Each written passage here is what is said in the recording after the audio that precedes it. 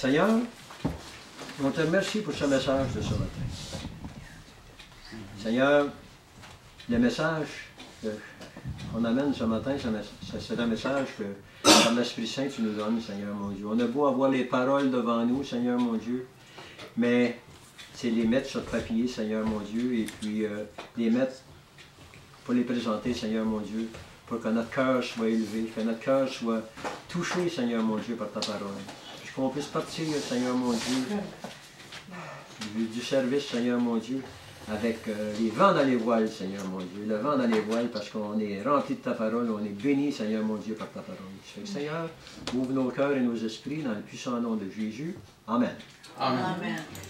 Ça fait comme j'ai dit, basé sur le texte d'Archibald Alexander. Lui, était un professeur de théologie dans les années pas mal en arrière. Là. Et puis, ça commence comme ceci. Plusieurs se demandent de quoi exactement la croix était faite. La croix à laquelle nous pensons est faite de poutres inégales, mais solides, pour pendre les malfaiteurs. Elle était certainement odieuse à regarder et encore plus odieuse pour nous, car nous savons que c'est une telle chose que notre Seigneur et Dieu s'est fait crucifier. Ce n'était certainement pas un objet d'or et une chose belle à regarder. Après ça, qu'est devenue cette croix? Qui sait exactement? Probablement, elle a été utilisée pour d'autres mises à mort. Existe-t-elle encore ou bien seulement des restes de cette croix? On ne sait pas. Mais selon la tradition chrétienne qui remonte à la fin du IVe siècle, c'est la mère de l'empereur Constantin Ier, l'impératrice Hélène, qui aurait découvert la croix de Jésus ainsi que celle des deux larrons, lors d'un pèlerinage en Palestine entrepris en 326. Selon une tradition. Est-ce vrai? Qui sait? Qui a fait cette croix? Qui l'a préparée pour amener à cette mort cruelle? D'après l'histoire, ce serait Alexandre le Grand qui aurait amené la crucifixion dans le Moyen-Orient vers l'an 400 avant Jésus-Christ. Évidemment, aucune réponse ne nous a donnée. Et nous savons tous que ce n'est pas une nécessité de le savoir. Nous ne vivons pas par une vie chrétienne en nous entourant de reliques. On va laisser ça à ceux qui sont intéressés par de telles choses. Nous, on marche par la foi. Amen. Jésus, notre frère, notre Dieu, a été cloué à cet objet de torture à cause de nous et nos péchés. Mort, ressuscité, maintenant, il vit en présence de notre cœur si toutefois nous croyons en lui et lui avons donné notre vie par la foi. 2 Corinthiens 5,7 nous dit ceci. Car nous marchons par la foi et non par la vue. Hébreux 10, 38 dit, et mon juste vivra par la foi. La croix, c'était un moyen commun de punition de plusieurs nations de cette époque. Pour les Romains, ce moyen de torture était utilisé pour les esclaves et les malfaiteurs de la pire espèce. Les Juifs, par contre, n'ont jamais utilisé ce moyen d'exécution durant l'ère romaine. Même dans l'Ancienne Alliance, le moyen d'exécution était la lapidation. On voit dans Lévitique 24, 14 et 15, « Fais sortir du camp les blasphémateurs, tous ceux qui l'ont entendu, poseront leurs mains sur sa tête, et toute l'assemblée le lapidera. » Le verset 15, « Tu parleras aux enfants d'Israël, et tu leur diras, « Quiconque maudira son Dieu portera la peine de son péché. » Deutéronome 13, 6 à 10, et Deutéronome 7, 2 à 7, le mentionne encore souvent. Il était ainsi pour les blasphémateurs, l'adultère et plusieurs autres transgressions. L'ironie de tout cela, mes frères et sœurs, c'est que les dirigeants et certains prêtres persuadèrent le peuple, la foule, pour faire périr Jésus. Eux qui connaissaient les Écritures. L'innocent et le juste, la loi romaine ne condamnait pas Jésus non plus. Marc 15, 10 nous dit, car Pilate lui-même savait que c'était par envie et jalousie que les principaux sacrificateurs l'avaient livré pour mourir. Matthieu 27, 20 nous dit ceci, les principaux sacrificateurs et les anciens persuadèrent la foule de demander à Barabbas et de faire périr Jésus sur la croix. De cette manière, ils incitèrent le peuple à pécher, eux autres aussi. Des fois, là, quand on sait qu'il y a quelque chose qui n'est pas correct, puis qu'on suit la ligne, on pêche nous autres aussi. Barabbas doit une fière chandelle à notre Seigneur Jésus d'avoir choisi ce moment précis de sa vie de malfaiteur pour accomplir la volonté du Père. Une fière chandelle, c'est une grande reconnaissance que l'on doit à quelqu'un pour un service rendu. Voyez-vous à cela? Une fière chandelle? Oui. On en doit toute une chandelle à Jésus. Hein? J'aime à penser que Barabbas s'est converti et accepté le Seigneur comme, criminel à la croix, comme le criminel à la croix. Personne ne le sait plus que c'est écrit dans le texte. A-t-il été assez curieux pour regarder le martyre de cet innocent qui avait pris sa place? On ne sait pas non plus. Mais Jésus montra l'exemple de la libération du pécheur en commençant par Barabbas, un criminel, qui lui méritait la mort. Mais Jésus prit sa place, comme la nôtre, frères et sœurs.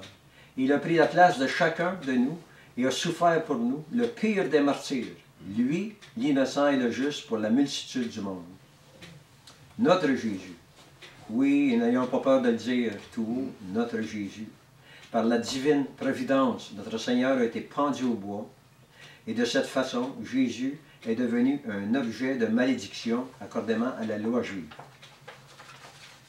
Deutéronome 21, 22 et 23, ça va se répéter souvent. Si l'on fait mourir un homme qui a commis un crime digne de mort, et qu'on l'ait pendu à un bois, son cadavre ne passera pas point la nuit sur le bois, mais tu l'enterreras le jour même, car celui qui est pendu est un objet de malédiction auprès de Dieu, et tu ne souilleras point le pays que l'Éternel te donne. Donc ici, c'est un objet de malédiction au bois, sur le bois. Jésus était vu comme une malédiction pour nos péchés. Excusez, là, je suis ému un peu, là. Ésaïe 53, 5, 7 nous dit « Mais il était blessé pour nos péchés, brisé pour nos iniquités.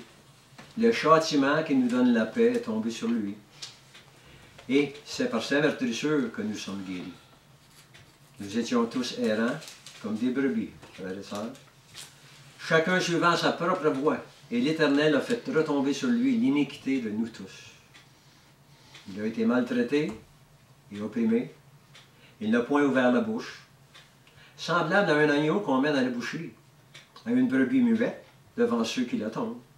Il n'a point ouvert la bouche. » Le verset suivant nous dit quelque chose d'effrayant, frères et sœurs.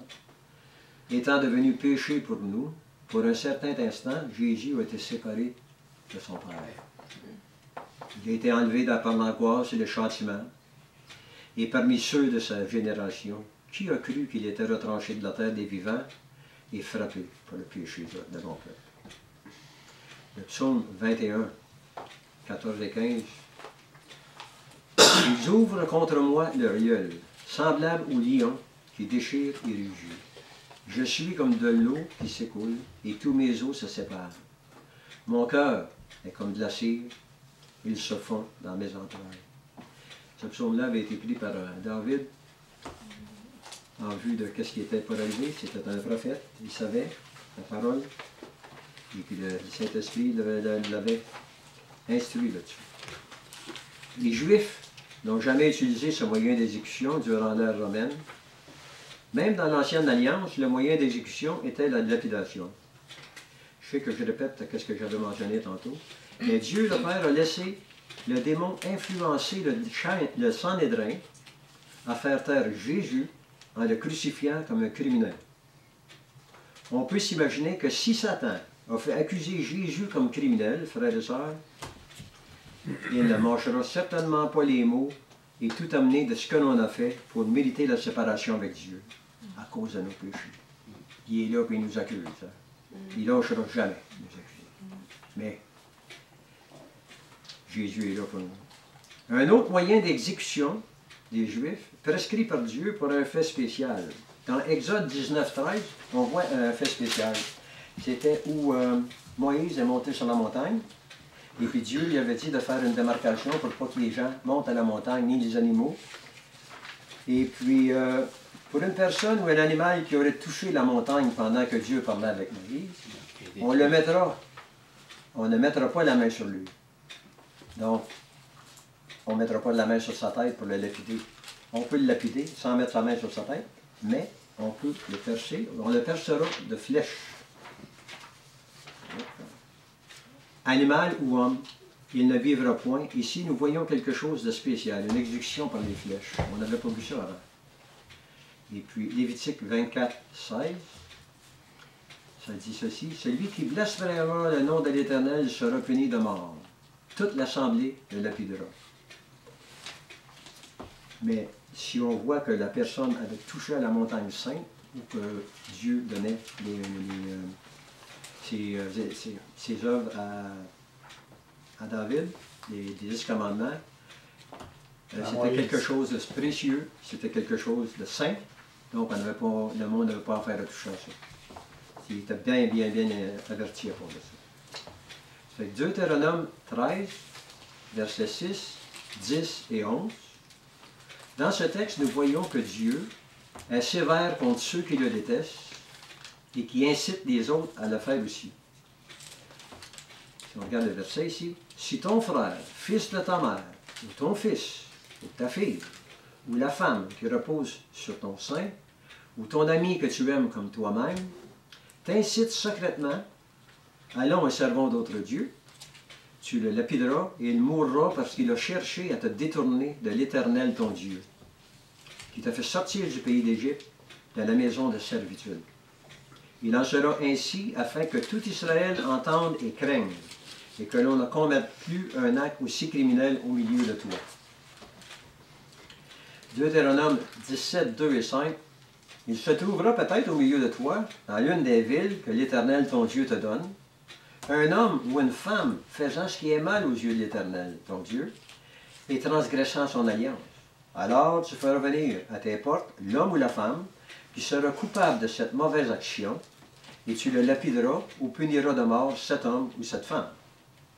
Ainsi en était-il fait des blasphémateurs, de l'adultère et de plusieurs autres manquent au commandement de Dieu. » Ici, par la divine providence, notre Seigneur a été pendu au bois. Et de cette façon, Jésus est devenu un objet de malédiction accordément à la loi juive. Deutéronome 21, 22, 23. « Si tu fais mourir un homme qui commet un crime digne de mort et tu l'as pendu au bois, son cadavre ne passera pas la nuit sur le bois, mais tu l'enterreras le jour même, car celui qui est pendu est un objet de malédiction. » Fait qu'on répète encore, mais c'était important de le répéter pour se remémorer que Jésus a été fait malédiction pour nous. Il ne faut pas oublier ça, jamais. Ésaïe 53, 4 et 5. « Cependant, ce sont nos souffrances qu'il a portées. C'est de nos douleurs qu'il s'est chargé. Et nous l'avons considéré comme puni, frappé de Dieu et humilié. Mais il était blessé pour nos péchés, brisé pour nos iniquités. Le châtiment qui nous donne la paix est tombé sur lui.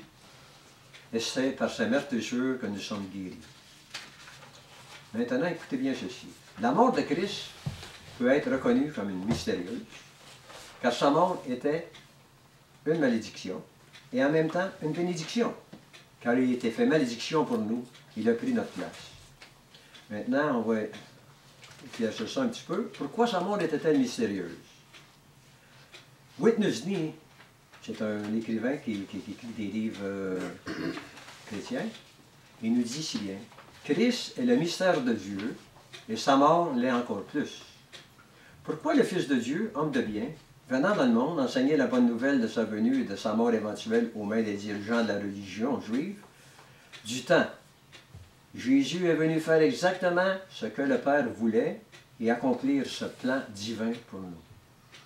Ce que le Père voulait et accomplir parfaitement le plan divin. Merci Seigneur. Hein? Jean 6, 35-39. Voici le plan divin. Jésus leur déclara, « Je suis le pain de vie.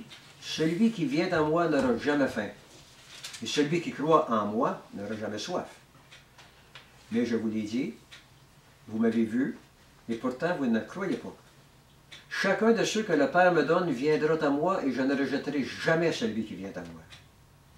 Car je suis descendu du ciel pour faire la volonté de celui qui m'a envoyé. Et voici sa volonté. Voici ce que veut celui qui m'a envoyé, que je ne perde aucun de ceux qu'il m'a donnés, mais que je les ramène tous de la mort à la vie au dernier jour.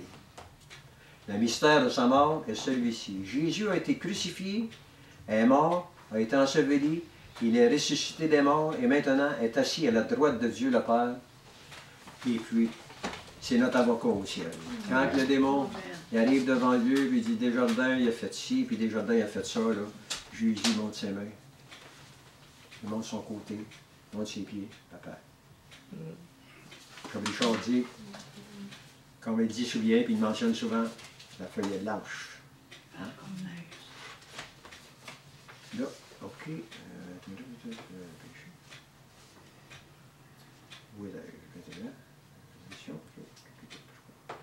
Ok.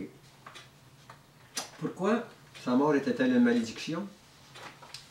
Une malédiction? Mourir sur le bois, c'était une malédiction. Puis Dieu l'a fait malédiction pour nous. Étant devenu péché, Dieu ne voyait plus Jésus sur la croix. Il voyait simplement ce qu'il déteste le plus au monde, le péché. Il voyait son Fils, il ne voyait pas son Fils, il voyait le péché. Jésus-Christ n'était pas seulement un symbole. Jésus, Fils de Dieu, était un homme en chair et en os comme nous tous. La seule différence, c'est qu'il n'a jamais commis de péché.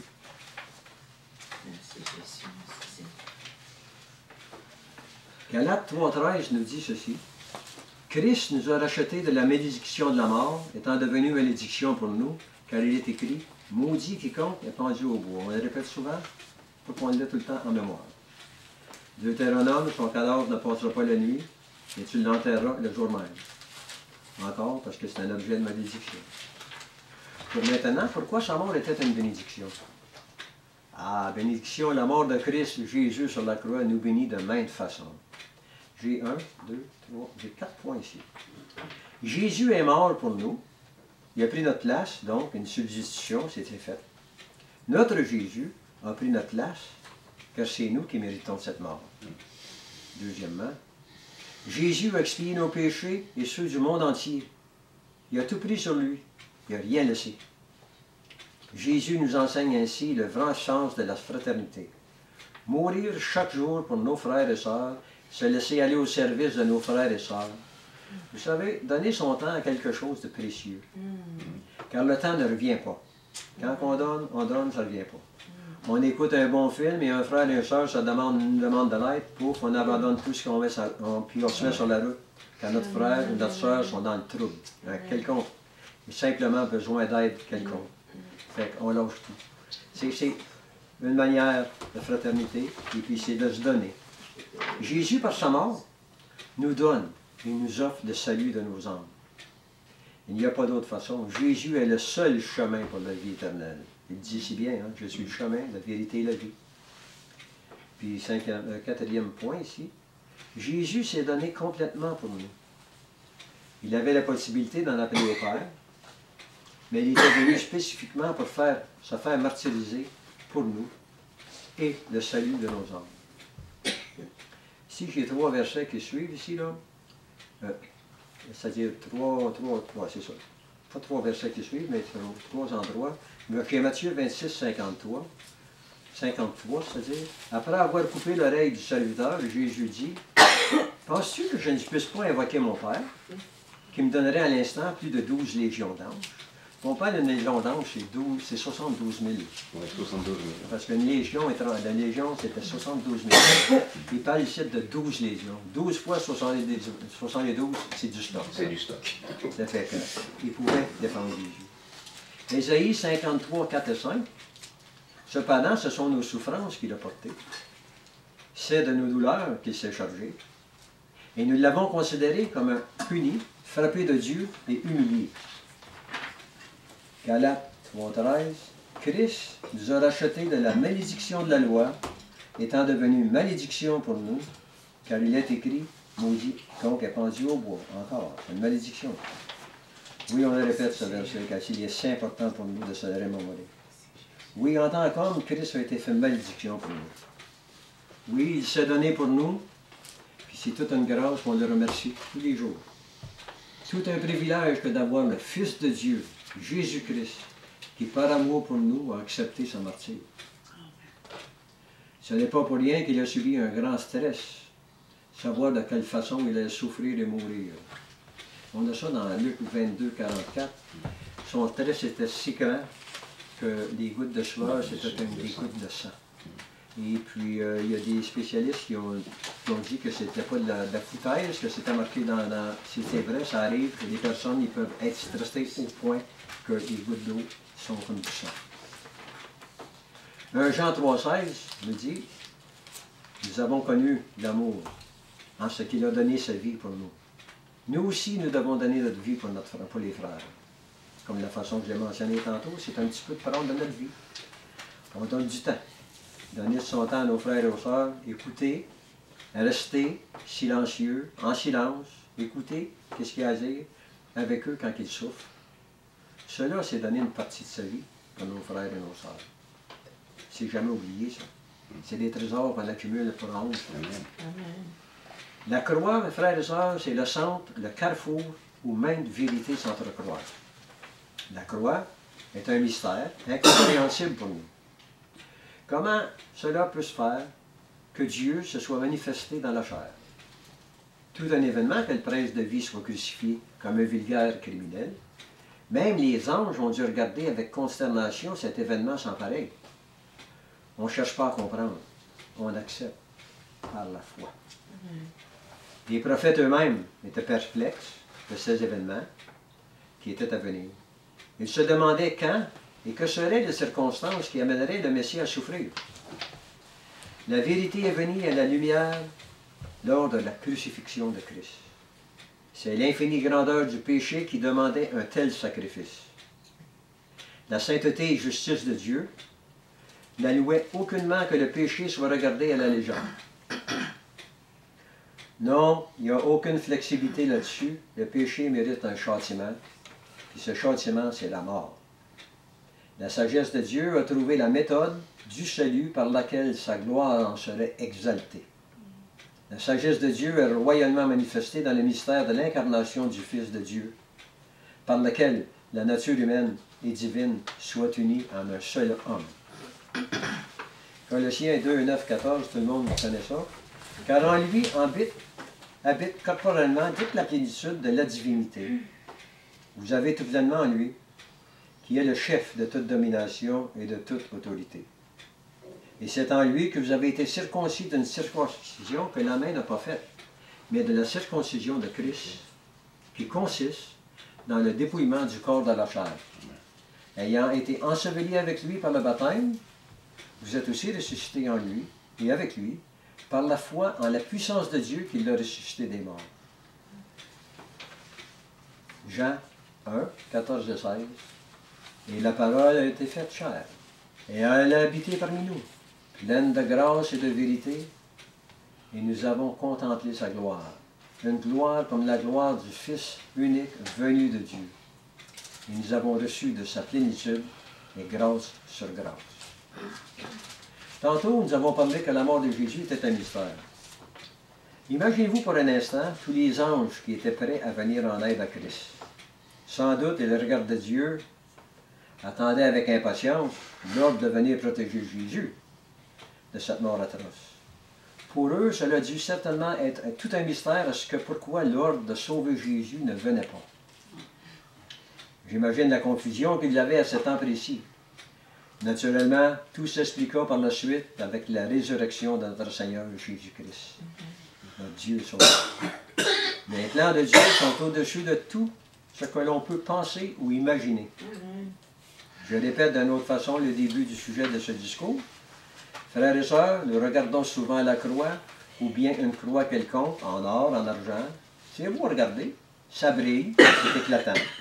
Mes chers amis, on se perd souvent dans de telles choses. La vraie croix est dégoûtante à regarder. Elle est rugueuse, inégale, un bois avec un autre de travers, un objet de supplice noir et plein de marques, oui, noirci par le sang de Jésus. Les marques, c'est la peau de notre Seigneur, notre Sauveur, qui est resté collé au bois quand on l'a descendu Jésus pour le mener à la tombe. Sur cette croix, il y avait un homme défiguré, des yeux aveuglés par le sang, qui descendait de la couronne d'épines pressée sur sa tête. Son corps était déchiré par la flagellation qu'il a subie par les Romains. Ils lui ont flagellé le dos, ensuite le devant de son corps, ses jambes, ses cuisses. Il a été ensuite cloué, frères et sœurs, ses mains et ses pieds, cloués au bois qui imbibait son sang. À la fin, pour s'assurer qu'il était bien mort, on lui perçait le côté avec une lance. Une atrocité immonde venait de se produire, on venait de crucifier le Fils de Dieu. Regardons la croix avec dignité et chagrin, et aussi avec joie, pour la raison que cette croix était l'outil qui servit à Dieu pour notre salut. Dieu a tant aimé le monde qu'il donna son Fils unique, afin que quiconque croit en lui ne périsse point, mais qu'il ait la vie éternelle. Amen. Alléluia. C'est quoi au juste le prix de cette croix? Peut-on réellement mettre une valeur quelconque à cette croix? Oui, cette infâme croix. Nous pouvons essayer d'y donner un certain prix, j'imagine. La réalité de la chose, c'est que le prix était inestimable. Le poids de tous les péchés du monde est le prix. En est le prix. Jésus fait chair, créateur de tout ce qui vit, existe depuis le début de toutes les choses, de toutes choses. Il a payé lui-même cette énorme dette de toutes les transgressions et péchés du monde en donnant sa vie sur ce bois infâme. Objet de ridicule, insulte et le pire et atroce supplice du temps. Voyez-vous, le fait d'être pendu comme il a été, tous mouraient à la fin en suffoquant. Parce qu'il n'était pas en mesure de se lever avec les pieds pour pouvoir respirer. Les bras se disloquaient. Voici ce que le psaume 22 nous dit. Je suis comme de l'eau qui s'écoule, et tous mes os se séparent, la dislocation. Donc, il était presque impossible de soutenir le poids du corps, car la douleur aux épaules était insupportable. Un homme sans aucun péché, un homme de bien sans pareil, sans faille, et sans aucun reproche. Le Saint des Saints, comme le psaume le mentionne et parle de lui. Jésus est le Saint des Saints. Entrer dans le Saint des Saints, c'est entrer en Christ lui-même. Devenir avec lui. Devenir un avec lui. Le Saint des Saints, la demeure de Dieu, c'est Dieu lui-même. Dieu demeure en lui-même. Stuart Hollycott, un ministère et prédicateur, depuis 61 années, est encore vivant. Il écrit « La nature humaine de Christ lui servait à garder la foi de Dieu en notre faveur, à mourir à notre place et à faire fonction de souverain sacrificateur et d'intercesseur plein de compassion pour nous dans les lieux célestes.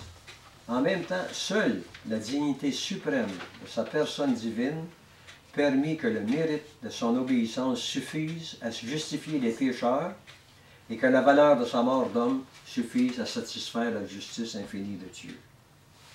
Hébreux 7, 26-27 nous dit « Il nous convenait, en effet, d'avoir un souverain sacrificateur comme lui, saint, innocent, sans tache, séparé des pécheurs et plus élevé que les cieux, qui n'a pas besoin, comme les souverains sacrificateurs du temps, d'offrir chaque jour des sacrifices, d'abord pour leur propre péché et ensuite pour ceux du peuple. Car ceci, il l'a fait une fois pour toutes en s'offrant lui-même.